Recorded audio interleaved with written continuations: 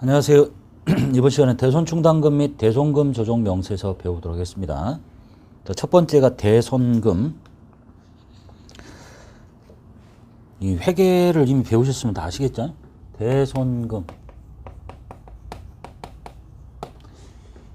회수할 수 없는 채권 금액. 그러니까 돈 빌려줬는데 못 받았다 이런 얘기네요. 자, 못 받았으니까 순자산의 감소의 원인이 되니까 원칙적으로 손금으로 인정이 됩니다.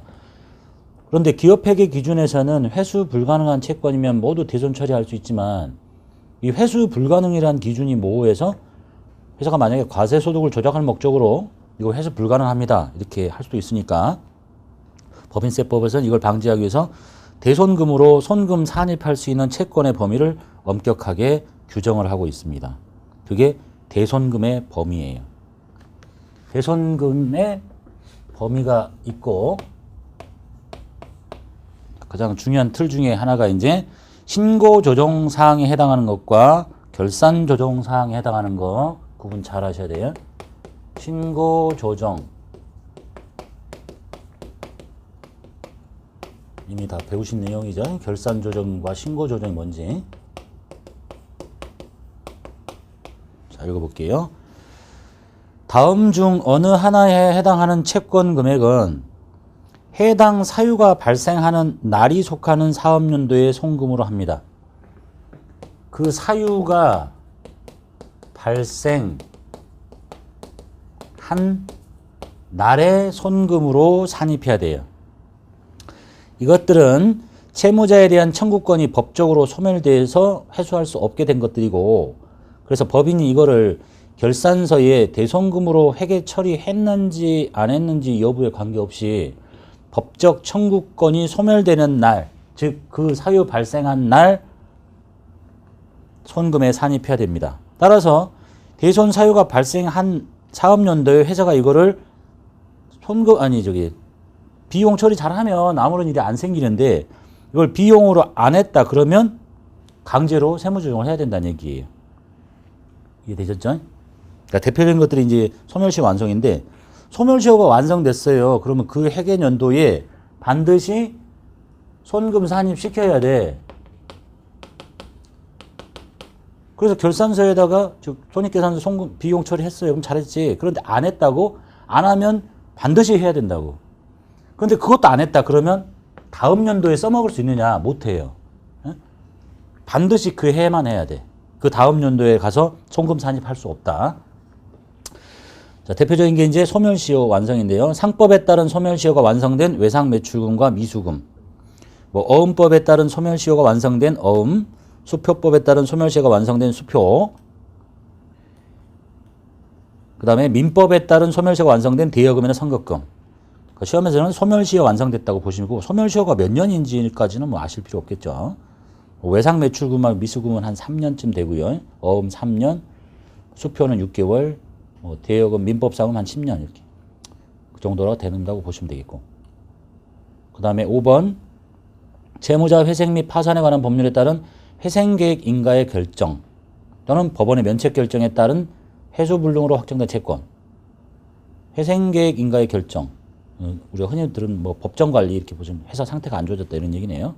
6번 민사집행법 102조에 따라 채무자의 재산에 대한 경매가 취소된 압류채권, 별로 흔하지 않은 거니까. 하여간 소멸시효가 완성된 것들, 중요한 거는 소멸시효가 완성된 그 회계연도에 손금을 산입해야 돼요. 그러니까 결산서에 반영하지 않았으면 반드시 신고조정으로 손금 산입 유보 발생 처분해야 돼. 그걸 안 했다가 다음 연도에 한다? 그러면 안 된다는 얘기지. 인정 못한다. 그 다음에 결산조정 사항에 해당하는 대손금 볼게요. 다음 중 어느 하나에 해당하는 채권은 해당 사유가 발생해서 그 날이 아니라 손비로 계상한 날, 손비로 계상한 날이 속하는 사업연도에 손금을 합니다. 그 사유가 발생해서 그날 해도 되고 손비로 다음 연도에 해도 되고 이렇게. 자, 이것들은 채무자에 대한 법적 청구권은 소멸되지 않았으나 채무자의 자산 상황, 지급 능력 등에 비추어 세법이 이건 회수 불능이라고 판단해 주는 것들이에요. 채권 자체는 그대로 존재하고 있습니다. 그래서 법인이 결산서에 비용으로 계상한 경우에만, 그러니까 그 사유가 생겨서 내가 결산서에 비용으로 계상한 경우에만 송금 산입할 수 있어요. 그러니까 결산 조정 사항이지. 그 사유가 생겼는데 결산서에 비용으로 계상하지 않았다. 그럼 인정하지 않지. 사유가 생겼는데 안 했어? 그럼 그 다음 연도에 하겠다? 가능하다는 얘기예요. 하면, 그러니까 얘가 차이가 있죠. 얘는 사유가 발생한 날 반드시 해야 돼. 안 했어? 강제로 해야 돼. 그래도 안 했어? 그럼 다음 연도에 못 한다니까. 얘는 사유가 발생했는데 송금으로 산입한 날이, 손비로 계상한 날이 인정받는 날이에요. 근데 안 했다고? 그럼 다음 연도에 해도 상관없다. 이런 얘기네요. 1번 채무자의 파산, 강제집행, 형해집행, 사업의 폐지, 사망실종, 행방불명. 이거 이제 프로그램 메뉴에 가보면, 메뉴에 가서 이런 것들이 아까 바로 봤던 신고조정이었던 대부분의 소멸시효 완성과 파산, 강제집행, 형해집행, 사업 폐지, 사망실종, 행방불명 봐두시면 되겠고, 그 다음에 제일 중요한 건 2번이고 2번 따로 설명하기로 하겠고요. 3번 재판상 허회 등 확정 판결과 같은 효력을 가지는 것에 따라 회수불능으로 확정된 채권 별로 중요하지 않습니다. 4번 회수기일이 6개월 이상 지난, 회수 받기로 한 날이 6개월 이상 지난 채권 중에서 채권가액이 20만 원 이하래요. 이건 한번 봐두셔야 되겠죠? 채권가액 20만 원 이하, 이거를 소액 채권이라고 하거든요. 회수기일 6개월 지난 채권인데 20만 원 이하짜리, 이거 결산 조정으로 송금 산입할 수 있구나 기억하시고, 시험과 관련해서. 그 다음에 제일 많이 나오는 거는 두 번째 거, 부도 발생일로부터 6개월 이상 지난 수표 또는 어음상의 채권, 외상매출금. 부도 발생일로부터 6개월 이상 지난 수표, 어음상의 채권,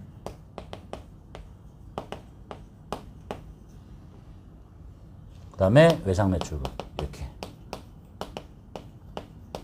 근데 이게 외상매출금은 아무 회사나 다 하는 게 아니라 내가 중소기업이어야 된다니. 예? 내가 중소기업인데 대기업이면 이런 거 안 하게 된다는 얘기겠죠? 부도 발생일로부터 6개월 이상 지난. 자, 여기서 이제 말하는 부도 발생일은 금융기관으로부터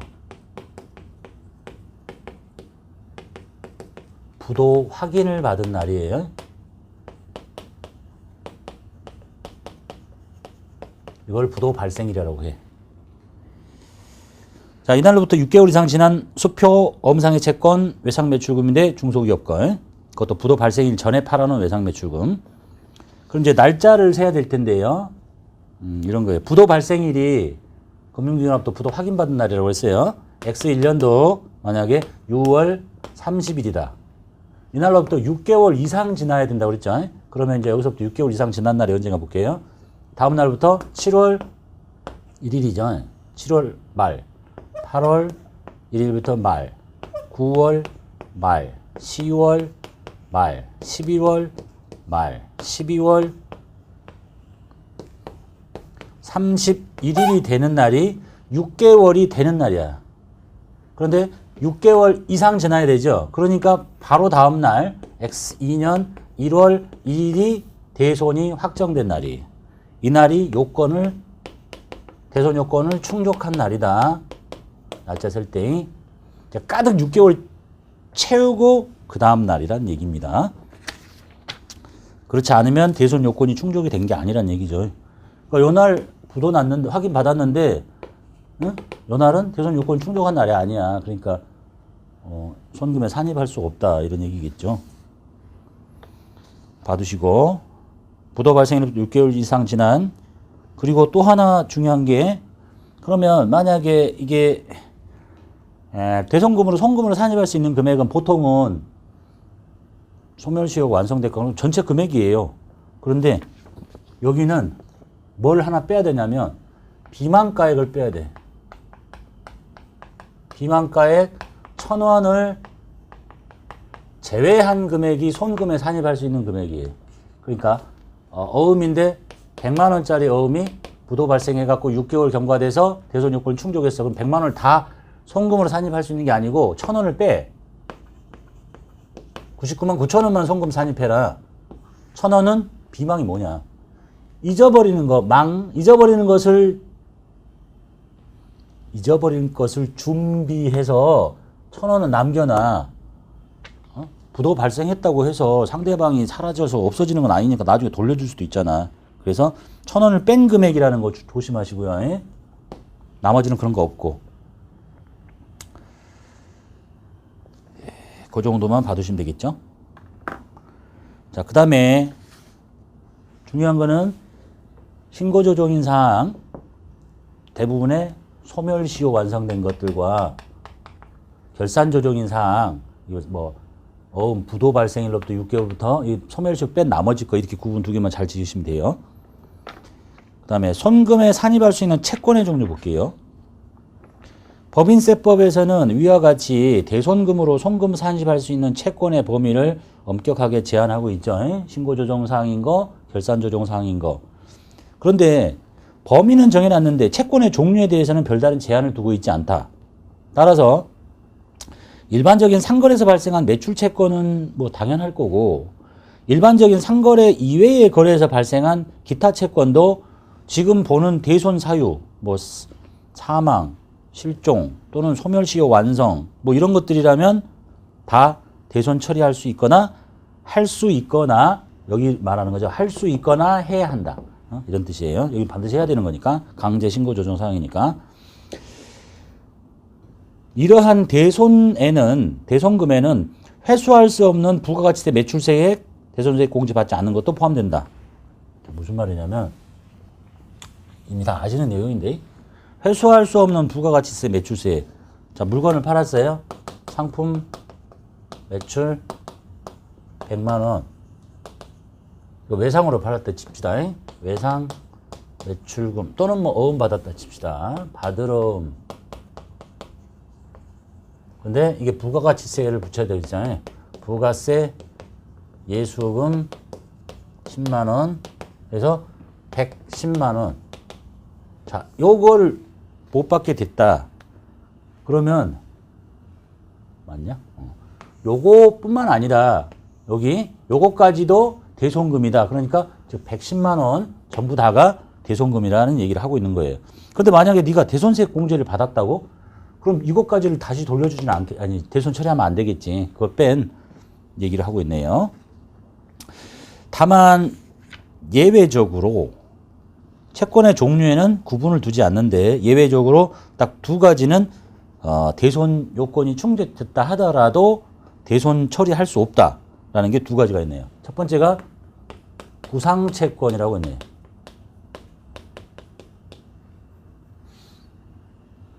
이런 요건이 충족됐다 하더라도 이런 채권은 대손 인정하지 않겠다. 그게 구상채권인데 구상채권은 이런 거예요. 나 A. 자, A가 은행으로부터 돈을 차입을 해오는데 은행에서 뭐 담보 잡히거나 또는 뭐 보증인 세워라. 그래서 나하고 뭐 친한가 봐. 그래서 내가 보증을 서줬어요. 그래도 은행이 이제 대출을 해준 거지. 근데 얘가 안 갚았다. 그래서 은행이 나보고 갚으래. 그래서 내가 대신 갚아요. 그럼 이제 나는 어떻게 해야 되겠어? 얘한테 받아내야 되겠죠. 그런 걸 보고 이제 구상권이라고 하는 거예요. 내가 네 대신 갚았으니까 돈 줘. 그때 발생한 채권이 구상채권인 거야. 그런데 이런 채권이 생겼는데 얘가 못 주겠다. 에? 그래서 이거 나 대손 처리해야 되겠다. 아까 이 요건이 충족됐다. 얘가 사망했다. 에? 그래도 대손 요건이 충족됐다 하더라도 인정하지 않겠다. 뭐로 쓸데없이 남 보증서 가지고 이런 채권 못 받게 된 거는 내가 송금으로 인정하지 않겠다라는 얘기네요. 그 다음에 특수관계인에 대한 해당하는 법인의 업무와 관련 없이 지급한 업무무관 가지급금이라는 얘기겠죠. 업무무관 가지급금을 지급하고 좀 대여금이잖아요. 이것도 특수관계인에게 빌려주고 이런 사유가 생겨서 못 받게 됐다. 대손 처리할 수 있느냐? 인정하지 않겠다. 이런 얘기라고 보시면 되겠어요. 그리고는 나머지는 다 채권의 종류에는 상관없다. 라고 보시면 되겠네요. 자, 대손금의 세무조정 보겠습니다. 대손금 발생 시 대손 사유를 충족한 채권을 대손 처리하는 경우에는 대손 충당금과 상계해야 한다. 만일 대손 충당금과 상계하고도 남는 대손금이 있는 경우에는 이를 당해 4~5년도에 소득금액 계산상 손금으로 처리한다. 즉 회계학상으로 대손 상각비 처리하라는 얘기하고 똑같겠죠. 그 다음에 대손금을 회수했을 때 대손금으로 손금 산입한 채권이 회수되는 경우에는 그 회수일이 속하는 사업년도에 소득금액 계산할 때 입금에 산입해라. 회계학상은 다시 대손 충당금을 회복시키는 거죠. 그 다음에 대손금 부인에게 처리. 대손 사유를 충족하지 못한 채권을 대손 처리하면 당연히 손금으로 인정하지 않겠죠. 손금 불산입 유보 처분하고 동 대손금 부인액은 대손 충당금 설정 대상 채권에서 포함시켜라. 이것의 이유는 이제 뒤로 가시면 아시겠지만 대손 처리해야 되지 말아야 될 걸 이렇게 빼버렸기 때문에 인정하지 않고 이걸 다시 대손 처리하지 않은 걸로 보고 충당금을 설정할 수 있는 채권 범위에 포함시켜라 이런 뜻입니다. 그리고 이러한 대손금 부인액은 나중에 부인당했던 것이 대손 사유가 실제로 충족이 되거나 또는 대손 처리했던 것이 회수가 되면 반대의 세무조정으로 사라지게 된다. 라는 얘기를 하고 있습니다. 자, 이런 얘기를 이해하시려면 이것도 다른 세무조정보다 뭐 단순하지 않기 때문에 잘 살펴보셔야 되는데요. 일단 대손금의 세무조정부터 그 다음에 대손 충당금까지 이어지니까 살펴보도록 할게요. 자, 대손 사유를 충족했대요.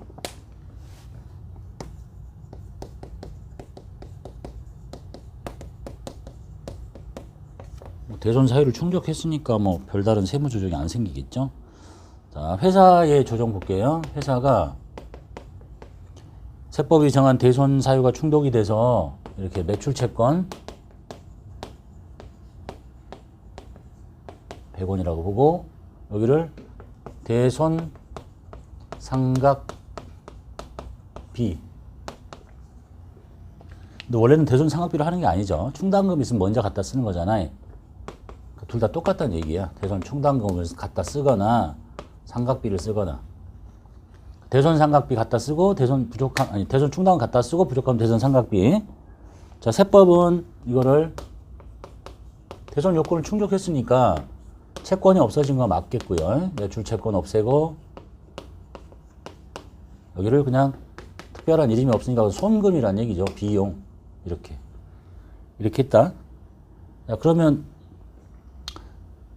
여기 똑같고 여기가 비용인 거나 손금인 거나 똑같은데 뭐만 하나 이해하시면 되냐면 이거 비용이니까 이건 이해하겠는데 손금. 근데 이걸 갖다 쓰면 어떻게 되느냐. 원래는 충당금을 먼저 갖다 써야 되죠. 결국은 비용 처리하는 거나 충당금이 감소를 하게 되면 충당금이 줄어들면 결국은 기말에 설정해야 될 충당금이 늘어나게 되죠. 그러니까 충당금 설정할 때 이렇게 해야 되잖아. 대손 상각비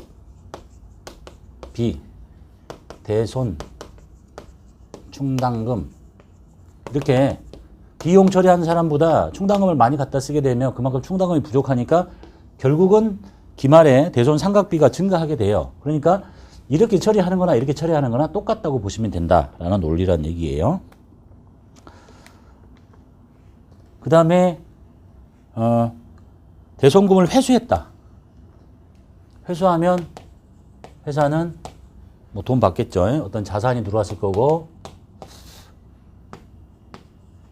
여기를 뭐라고 하겠어요? 대손 충당금을 회복시키겠죠. 이렇게 회계학에서 배운 것처럼 대손 처리한 자산이 돌아왔다? 그런데 뭐 단기에 대손 처리한 게 다시 돌아오면 대손 상각비가 취소될 수도 있겠고, 이렇게.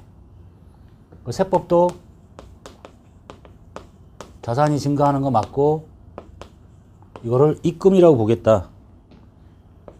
입금. 이쪽은 똑같고. 그래서 회사가 만약에 비용으로 처리했다. 대손상각비라고 반대의 세무 조정을 했다. 이건 얘는 수익하고 똑같은 얘기죠. 입금이나. 결국은 비용이 줄었다는 얘기는, 비용이 감소시켰다는 얘기는 뭐하고 똑같다고 볼 수도 있냐면, 비용이 줄었다는 얘기는 수익이 증가한 거하고 똑같아요. 결과적으로. 그래서 수익 잡는 거와 똑같다. 그리고 여기도 마찬가지죠.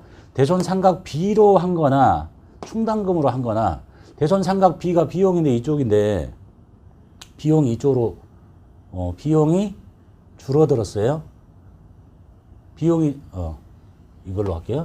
충당금이 지금 증가된 거죠. 충당금이 증가된 것만큼 기말에는 충당금을 설정할 게 줄어들어. 그러니까 결국은 비용을 적게 잡게 돼. 그러니까 결과적으로 이 이름을 쓰나 이 이름을 쓰나 똑같다고 보시면 돼. 핵약상의 이름이 비용은 아니지만 결국 대손상각비로 처리하는 거나 충당금으로 처리하는 거나 논리적으로 동일한 내용이다라는 얘기네요. 그래서 대손 사유가 충족된 것을 회계학상으로 처리하면 아무런 세무 조정이 안 생기는 거예요. 이 이름을 쓴 거는 결국 비용으로 처리하는 거하고 똑같다. 그리고 회수하면 회계학상에 회계 처리를 하게 되면 아무런 세무 조정이 생기지 않는다라는 얘기를 지금 하고 있는 거예요. 그래서 여기서는 지금 요 이름 신경 쓰지 말라는 걸 지금 설명하는 거예요.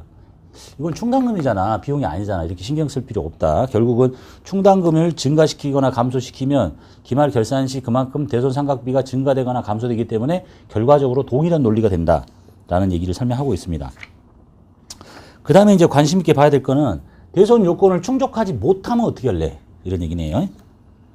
대손 요건이 충족되지 못했다. 충족하지 못한 경우를 더 잘 봐야 되겠죠. 첫 번째가 매출채권 100 없어지고 대손상각비 또는 충당금 동일한 논리라고 했으니까 이것에 대한 설명을 이제 생략하고, 그런데 이게 충족되지 않았기 때문에 세법상 이걸 인정하지 않는 거지. 이런 회계처리를 하면 안 돼. 없어야 돼. 그런데 했잖아요. 그럼 이제 뒤집어야 되겠죠. 매출채권 여기 뭐 대손상각비 또는 뭐 충당금 똑같으니까 그냥 비용으로 편하게 할게요.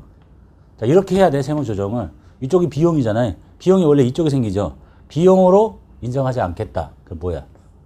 손금 불산입이지. 그 다음에 여기를 봐.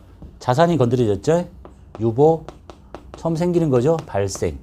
이렇게 처분하시면 되겠다. 인정되지 않는 것을 대손 처리했을 때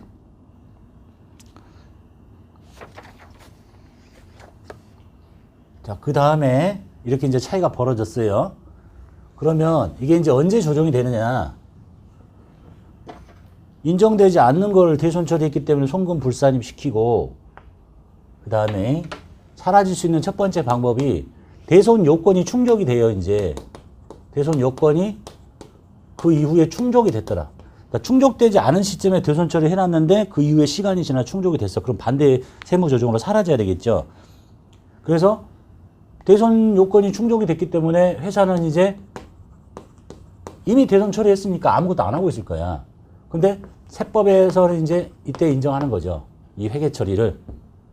그래서 세법이 생각하는 거는 지금 이제 손금이다. 그리고 매출채권이 사라져야 된다. 이런 회계 처리가 될 거예요. 근데 안 했잖아. 왜냐하면 이미 대손 처리했기 때문에. 그래서 세무조정도 이거하고 똑같은 거야. 그리고 손금이죠. 뭐 하라는 거지? 손금 산입하라는 얘기지. 자, 이때 손금 불산입 당했던 게 조정이 되는 거야. 손금 산입하세요. 그리고 유보가 생겼던 게 감소돼야 되겠죠. 채권 건드려졌죠.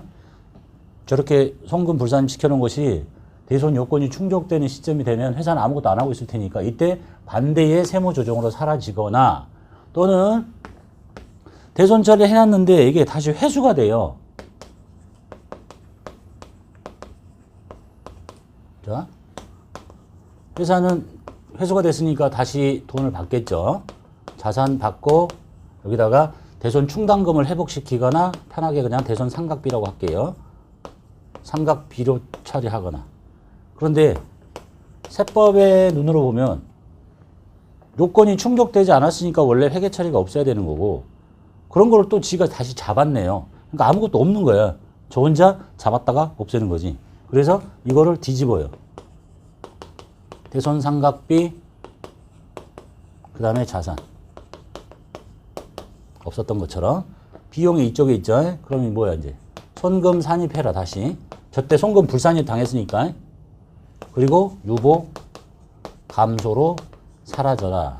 이렇게 없어지더라 라는 얘기네요.